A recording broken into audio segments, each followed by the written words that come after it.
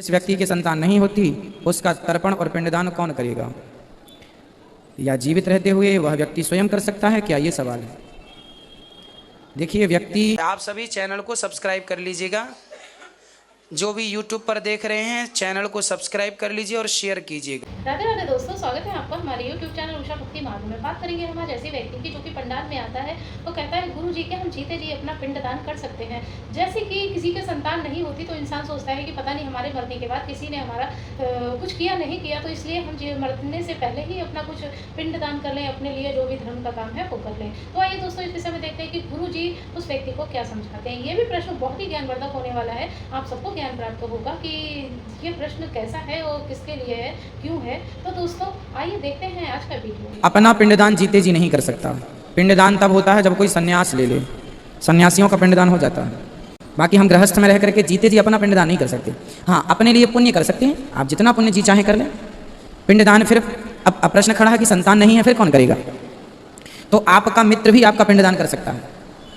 आपका मित्र भी आपका पिंडदान कर सकता है। गया जी में जाकर आप मित्र भी पिंडदान, किसी का कोई वंश ही नहीं बचा फॉर उदाहरण एग्जाम्पल, तो उसका मित्र भी, मित्र ना हो तो गांव का कोई सदस्य हो, आप जीते जी कह दें कि भाई हमारा तुम कर देना, तो वो कर देगा। नहीं कहें या तो फिर भी कोई कर दे तो भी अच्छा है। तो ये ऑप्शन है कि कर सकते हैं। बेटा नहीं तो बेटी करे, ये गुरु जी राधे राधे, जय श्री महाकाल जी, जय श्री महाकाल। जीवन की सत्यता बताना चाहती हूँ आपको। मेरे 3 बच्चे हैं। बेटी की शादी हो गई, बड़ा बेटा को मैंने बचपन से ही वो 100 महीने का था ननद को दे दिया, और एक सबसे छोटा बेटा रशिया पढ़ने गया। मेरे पास तीनों बच्चे में से कोई नहीं बचे। तो जब वो बच्चा रशिया पढ़ने जा रहा था तो कृष्ण भगवान मेरे सपने में आए सुबह 6 बजे। 16 सितंबर को 11 का दिन था। तो मैंने इनको बताया कि कृष्ण भगवान सपने में आए।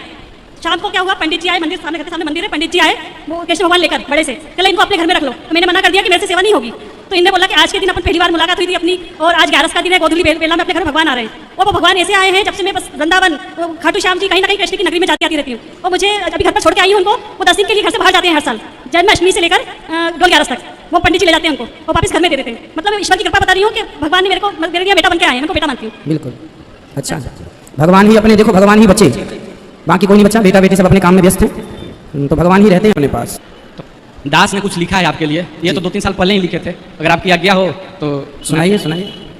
नाही देखनी देवी देवता नाही भगवान हे अहिरौए में लोकल गुरु जे हम के घन श्याम हे गुरु में गुरु श्री अनिरुद्ध चार महाराज हे अहिरौए में लोकल गुरु जे हम के घन श्याम हे।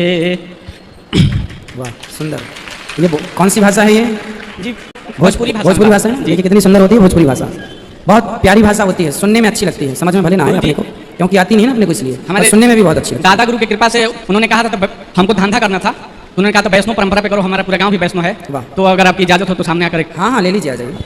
बिहार पूरा धार्मिक ही है, भगवान को नज़दीक से जानने और मानने वाला है। जी बोलिए। गुरु जी श्रीमन नारायण। वाह, चाय पर चर्चा, तो ये आपकी दुकान है, क्या नाम है? चाय पर चर्चा। वाह सुंदर। सिंपल टी 7 रुपीज़, कुल्हड़ टी 10 रुपीज़। बहुत सुंदर। चाय तो पीना पड़ेगा पर हम तो पीते नहीं हैं। अच्छा है, अच्छा, भगवान आपको खूब स्वस्थ रखें। और अच्छा है, चाय के संग संग बिल्कुल बिल्कुल बिल्कुल जरूर अच्छा है। जैसे अभी सामने नवरात्र चालू हो रहे हैं गुरु जी, तो हम हिंदू धर्म में हर पर्व जो है साल में एक बार मनाते हैं, परंतु नवरात्र ऐसा पर्व है जिसे हम 2 बार मनाते हैं। तो ये 2 बार क्यों मनाते हैं गुरु जी? ये पहला प्रश्न है। और दूसरा प्रश्न है गुरु जी मेरा कि जब हम ज्योति कलश स्थापना करते हैं और जवारा जब बोते हैं तो हम गेहूं का ही जवारा, गेहूं जो अनाज होता है उसी का जवारा बोते हैं गुरु जी, दूसरा अनाज क्यों नहीं बोते? बस यही 2 प्रश्न है गुरु जी। नवरात्रि 2 आती हैं ऐसा आप कह रहे हैं जी? नवरात्रि 2 नहीं होती, 2 से भी ज़्यादा होती हैं। गुप्त नवरात्रियाँ और होती हैं, गुप्त नवरात्रियाँ और होती हैं, वो गुप्त नवरात्रियाँ होती हैं। ये 2 तो प्रत्यक्ष रूप में दिखाई पड़ती हैं, सब लोग मनाते हैं। एक चैत्र की नवरात्रि और एक ये जो आने वाली है। 2 नवरात्रियाँ इसलिए हैं कि जब भगवान श्री कृष्ण ने योग माया से कहा कि आप यशोदा की पुत्री बनकर जाओ जी, फिर कंस आपको पटक देगा जी, तो आप आकाश में जाना जी, और आप अपना ये कहना कि तुझे मारने वाला पैदा हो गया है जी गुरु जी। तो योग माया ने कहा मैं आपकी मदद तो कर दूंगी, लेकिन उसके बदले आप मुझे क्या देंगे जी? भगवान बोले कि मेरा उत्सव साल में 1 बार मनाया जाएगा, कृष्णोत्सव जन्मोत्सव। तुम्हारा उत्सव साल में 2-2 बार मनाया जाएगा, वह भी 9-9 दिन का। तो 9 देवियों के नाम से जानी जाओगी, भगवान ने कहा इसलिए। अब दूसरा उत्तर आपका कि आपने पूछा कि गेहूं का जवारा ही क्यों होता है। देखिए हमारी हिंदू संस्कृति कितनी श्रेष्ठ है। गेहूं के बिना गुजारा नहीं है, गेहूं के बिना गुजारा किसी का नहीं है। जी गुरुजी। तो गेहूं का जवारा इसलिए कि गेहूं जब हम बोते हैं तो उसमें हरी भरी जो बाली निकलती है, जो छोटा सा वो निकलता है ना हरा, जिसको जवारा बोलते हैं, वो जवारा बिल्कुल हरा भरा होता है और रस से युक्त। कैंसर में भी डॉक्टर कहते हैं कि जवारे का जूस पीजिए आप लोग, पता है आप लोगों को बहुत सारी बीमारियों में जवारे का जूस पिया जाता है। तो जो गेहूं का वो जवारा होता है, जो हरी हरी बाली होती है, उससे ये मैसेज होता है कि हम साल में 2-2 बार जवारे बोके ये मैसेज देते हैं समाज को, जैसे ये जवारा हरा भरा है ऐसे हमें भी अपने रिश्तों को इन जवारों की तरह हरा भरा रखना है, अपने रिश्तों को स्ट्रॉन्ग रखना है, मजबूत रखना है, हरे भरे रखना है। इसलिए 2-2 बार, एक बार में कोई भूल जाए तो दूसरी बार फिर नवरात्रि माता जी आ जाती हैं। तो माता जी के आने के कारण बहुत सारे हैं, जवारे का ये कारण और भी बहुत सारे कारण। राधे राधे। जो मूर्ति जैसे कि यहाँ लड्डू गोपाल जो मिलता है, तो बिना प्राण प्रतिष्ठा के हम उनकी पूजा कर सकते हैं? शालिग्राम भगवान और लड्डू गोपाल जी की प्राण प्रतिष्ठा करने की आवश्यकता ही नहीं होती। घर में ले जाके किसी ब्राह्मण देवता के द्वारा अभिषेक करा दीजिएगा और वो फिर जो पूजा कराएं सो कर लीजिएगा। ओके। और क्या एक वक्त में एक से अधिक गुरु धारण कर सकते हैं गुरुजी? शिक्षा गुरु तो अनेक हो सकते हैं, दत्तात्रेय जी ने 24 बनाए थे। शिक्षा गुरु बहुत हो सकते हैं, दीक्षा गुरु एक ही हो तो ज़्यादा अच्छा है। वाह, बहुत सुंदर है। गुरुजी धन्यवाद। सुंदर तालियां बजाइए बहन के लिए। देखिए सारी कथा की सारी यादें इसमें हैं, कर लीजिए, ले लो फोटो ले लो। अच्छा, खुश रहिए, ले लो जल्दी से फोटो लो। वैसे यूट्यूब पे आ गई आपकी फोटो, खुश रहिए। तो अब बोलिए आपका सवाल। गुरुजी राधे राधे। जी राधे राधे। गुरुजी नारायण कवच का पाठ कैसे किया जाता है एवं उनके फायदे क्या है? नारायण कवच का पाठ जो करता है, भगवान स्वयं नारायण ही कवच बनकर के उनकी रक्षा करते हैं, इसलिए नारायण कवच होता है। और उसका पाठ कैसे किया जाता है? वहाँ पर ओम हरिर वेदध्यान यहाँ से पाठ स्टार्ट होता है। अच्छा और गुरुजी मेरा उसके एक और बाद सवाल पूरा है। गुरुजी मेरा एक और सवाल है, मंदिरों में फोटो खींचना मना ऐसा लिखा रहता है, उसका मतलब क्या है, क्यों लिखा फोटो रहता है? खींचना मना है। हाँ। ऐसा है कि फोटो खींचना इसलिए इस बड़े जगह पर इसलिए मना करते हैं ताकि फोटो खींचने के चक्कर में लोग समय ना बर्बाद करें। भाई दर्शन करो और आगे, क्योंकि औरों को भी जगह कम होती है। अब जैसे बिहारी जी में जगह कम है, अब फोटो ही खींचने लग जाओगे तो लोग एक फोटो तो फिर लेते नहीं है, यूं करके भी, जीभ निकाल के भी, फिर यूं करके भी, उल्टा खड़े होके भी, आड़े करके मोबाइल, सीधा करके मोबाइल। इसलिए भैया लोई मत, आंखों से दिल में बसाओ और बढ़ो, क्योंकि समय कम है, लोग ज्यादा हैं, एक ही आदमी खड़ा रहेगा, दूसरे का मौका नहीं आएगा। इसलिए फोटो का मना करते, चलो समय ना, चलो बढ़ते चलो ऐसे। ठीक है राधे राधे। खुश रहिए। राधे राधे गुरुजी। जी बोल रहे हैं कि मैं लड्डू गोपाल ले जा सकता हूँ कि नहीं? हम नहीं खाते मीट मछली, मेरे भैया भाभी खाते हैं, तो हाँ, तो आप ले जाओ, हम पूजा कर सकते हैं? बिल्कुल आप कर सकते हैं। और एक प्रश्न और है कि हम भगवान का नाम लेते हैं, गुरु मंत्र नहीं लिए हैं, तब कौन होगा कि नहीं? क्यों नहीं होगा, भगवान का नाम सबके लिए कल्याणकारी है। ठीक है मेरे राधे राधे गुरुजी। राधे राधे राधे। नारायण गुरुजी। हाँ बेटा, जय श्री मन्नारायण। गुरुजी हम 7-8 महीने से कथा सुन रहे हैं आपकी, हमारे जीवन में बहुत बदलाव हुआ है। क्या हो गया? पहले मेरे हाथों में बहुत दर्द रहता था और मैं काम भी कुछ नहीं कर पाती थी, अब उसमें बहुत सुधार हुआ है। गुरुजी धन्यवाद देना चाहते हैं आपका। खुश रहिए, धन्यवाद आपका राधे कि आपने कथा सुनी है। दो मैया को, मैया खड़े हो जाओ। मेरे पास एक प्रश्न है गुरुजी बोलो। कि कर्म करिए और कर्म भी करते रहिए और धर्म भी करते रहिए। तो कर्म आदमी करता है तो उसको फल तो नहीं मिलता, मगर समाज क्यों रोकता है उसे फल करने में, अगर कर्म करने में?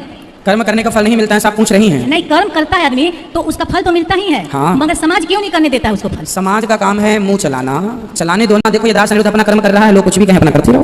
किस किस का मुंह पकड़ेंगे और क्या क्या। इसलिए हाथी चला बाजार, कुत्ते लगे हजार।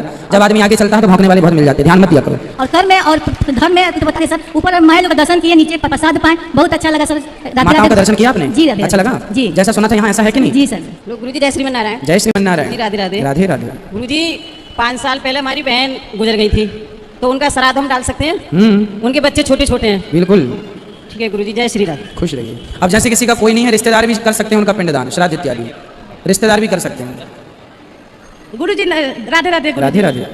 गुरुजी मेरा प्रश्न यही है कि मेरे ससुर 2 शादी किए हैं। ससुर 2 शादी किए हैं? हाँ, तो मेरा पंडित जी बोलते हैं पितृ दोष है, पितृ दोष से मेरे सास मर गई है, तो हम चाहते हैं पर तो हम आपकी दोनों सास जिंदा हैं? नहीं, एक सास मर गई है, मेरा एक है? सास मर गई है, हैं? मेरा सास मर गई है। वो कौन सी जिंदा है? दूसरा सास जिंदा है, तो हमें पितृ दोष, पंडित जी बोलते हैं पितृ दोष है, तो हम कुछ कराना चाहते हैं कि पितृ दोष के चलते कुछ करा सकें कि मेरा पितृ दोष कट जाए। तो क्या करते, कोई बोलता है कि आपका सास को जिंदा है तो क्यों पितृ दोष को कुछ कराओगी? यही आपसे हम मन तरफ रहा है 3 दिन से पूछने के लिए। कोई बात नहीं है, जो जिंदा है उनको रहने दीजिए। हाँ। जो चले गए हैं आप उनके लिए जो कर सकते हैं आप कर लो अपनी श्रद्धा के अनुसार। हाँ, मेरे एक सास अपनी सास चल गई है, तो उसके लिए कुछ कर सकते हैं? कर सकते हैं। हाँ, एक सवाल और है, बोलो। एक सवाल और है कि मेरा 5-6 साल से 35 वर्ष का बेटा है, खाली सोता है, क्या जाने भगवान के दोष है कि क्या अब चीज़- बेटा सोता है, इसमें भगवान का क्या दोष है? नहीं, एकदम बेहोश ऐसा सोता है, कुछ उसको चिंता नहीं कि क्या करना है हमको। तो भारत में ऐसे ही लोग हैं अकर्मण्य, क्या कुछ जाने- ही नहीं है। क्या पिता दोष है कि भगवान का दोष है कि आदमी का कोई दोष दोष नहीं है मेरी माँ किसी का, हमें भी थोड़ा कर्मठ होना चाहिए। हाँ, तो हम- ये तो हमारी समझ है कि हम कर्म करें। अब हम ही पड़े रहे और दोष है भगवान का दोष है, इसमें क्या दोष भगवान का? इसका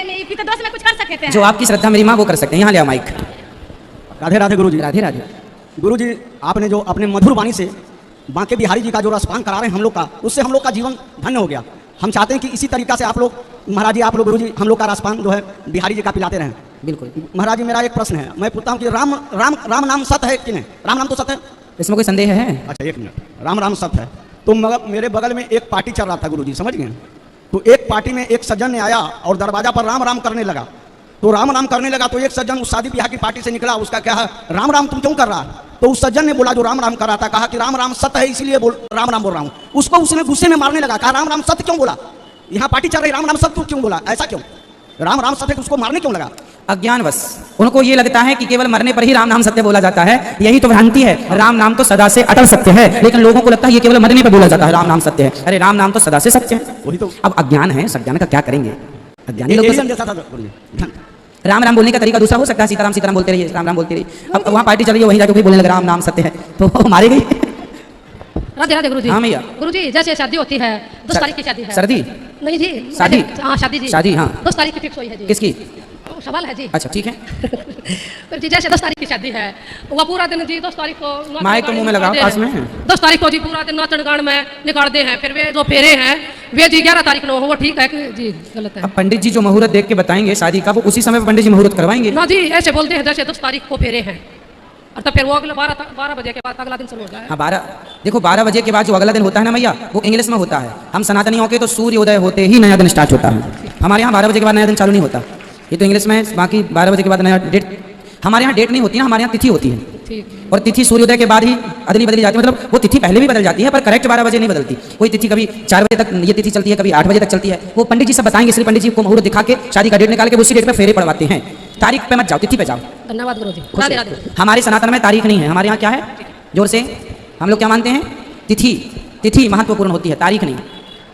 जय श्री राधे गुरुजी। जय श्री राधे। जी राधे जी गुरुजी, हमसे आज एक गलती हो गई। क्या? देखिए कल हमारी लल्ला का जन्मदिन था और इन्होंने उनकी इच्छा थी कि पापा 10 साल आप हमारा तिलक बंधन कर चुके हैं, धर्मपत्नी हैं, हम दोनों तिलक किया। कल 11 जन्मदिन आपने ही तिलक किया था इनका। इनकी इच्छा हुई कि चलो आज वृंदावन चलते हैं और 11वां आप गुरुजी के सामने तिलक करवा देना। बिल्कुल। फिर आज हम सुबह जब उठे सभी लोग, तो हमसे चलो आज बाकी बारी मंदिर के दर्शन कर लें। सबसे प्रथम वहाँ पहुंचे, दर्शन किए और दर्शन के 11 के आसपास करने के पश्चात फिर वहीं पर एक लड्डू गोपाल जी की दुकान थी वहाँ पर। ठीक है। वहाँ मैंने सोचा लाओ एक मूर्ति ले लूँ। मुझे 300 वाला एक पालना, आज की बात है बिल्कुल गुरुजी, मुझे पसंद आ गया। और गुरुजी लड्डू भी, मुझे लड्डू गोपाल वो भी पसंद आए। तो मैंने कहा भैया कितने की है? कि देखिए ऐसा है कि शायद 250 की बताई होगी, बताई। तो हमने कहा पूरा आसन सहित और उनका पूरा कितने का, कि लगभग आपको 550 का हो जाएगा। तो हमने ठीक कुछ कम कि 1 रुपये कम नहीं, 149 ऐसा बताया, 549 भी नहीं होगा। तो हमने ठीक है, तो फिर हमें उसके पश्चात हमने 550 रुपये दे दिए। और देने के पश्चात ऐसा हुआ कि फिर मुझे 300 वाला पालना ना पसंद आकर 200 वाला पालना पसंद आ गया वहीं पर। तो मैंने 200 वाला पालना पसंद कर लो। मैंने जब पालना पसंद किया तो मैंने भैया उनसे कहा कि अब ऐसा करिए, हमें 100 रुपया वापस कर दीजिए। ऐसा हुआ तो उन्होंने फिर मुझे सिर्फ 50 रुपये वापस किए सर गुरुजी। तो मैंने कहा देखिए 50 रुपये और दे दीजिए भाई, हम पीलीभीत से आए, कुछ हो सकता है और आप अपने बात रहिए, 200 रुपये का मुझे पसंद, 200 वाला दे दीजिए। तो उन्होंने क्या किया कि पैसे भी दे दिए 550 रुपये। हमें धर्म संकट में प्रभु मुझे आप बताइए, और पूरा वो सामान लड्डू गोपाल भी दे दिए, आसन भी दे दिया, और कहा वो 50 रुपये नहीं मिलेंगे, 550 रुपये लेकर जाइए, सारा सामान लेकर जाइए। अब उत्तर में दे दीजिए गुरुजी कि मैं, वो मेरे पास आसन भी है, प्रभु का लड्डू गोपाल भी कमरे में रखे हैं और उन्होंने पैसे भी नहीं लिए, तो मैं क्या करूं, लेकर जाऊं या नहीं? इसलिए ठाकुर जी जब लेते हैं तो उनमें मूल भाव नहीं होता जी, जो हो गया कहाँ 25-50 रुपए के चक्कर में पड़। जी भगवान जी हैं, ठाकुर जी का कोई मूल्य नहीं होता जी, वो तो भगवान अनमोल है। अब आप उनको वापस कीजिए, पैसे देना। तो देखा दोस्तों, आज का वीडियो आपने पूरा देखा और सुना। जैसे कि उस व्यक्ति ने कि प्रश्न किया कि गुरुजी जीते जी हम अपना पिंड दान कर सकते हैं, गया जी कर सकते हैं। इस विषय में गुरुजी ने यही समझाया कि जीते जी कोई व्यक्ति अपना पिंडदान नहीं कर सकता। अगर हाँ जैसे उसके कोई संतान नहीं है तो उसका मित्र, अपना जो भी हमारे रिश्ते में लगते हैं, तो बेटा हो, भतीजा हो, या जो भी हमारे बेटे के हिसाब से लगता है वो हमारा पिंडदान कर सकता है, हमारा मित्र कर सकता है। तो लेकिन खुद हम कुछ नहीं कर सकते अपने लिए, लेकिन हाँ दान पुण्य कर सकते हैं। भूखों को खाना खिला सकते हैं, जिस पे कपड़ा नहीं है उसे कपड़ा दे सकते हैं, और वगैरह वगैरह जीवन में बहुत सारी चीज़ों की ज़रूरत होती है जो हम गरीबों के साथ दान पुण्य कर सकते हैं, जिसका हमें फल मिलेगा। तो दोस्तों, आज की वीडियो से आपको जो ज्ञान प्राप्त हुआ वो आप हमें कमेंट बॉक्स में कमेंट करके बता सकते हैं। और हाँ, अगर आपने हमारे चैनल को सब्सक्राइब नहीं किया है तो आप हमारे चैनल को सब्सक्राइब कर लें, हमारी वीडियो को ज़्यादा से ज़्यादा लाइक और शेयर करें। कमेंट बॉक्स में राधे राधे लिखना ना भूलें। मिलेंगे किसी ऐसी ही अन्य वीडियो के साथ, ज्ञानवर्धक वीडियो के साथ। तब तक के लिए राधे राधे।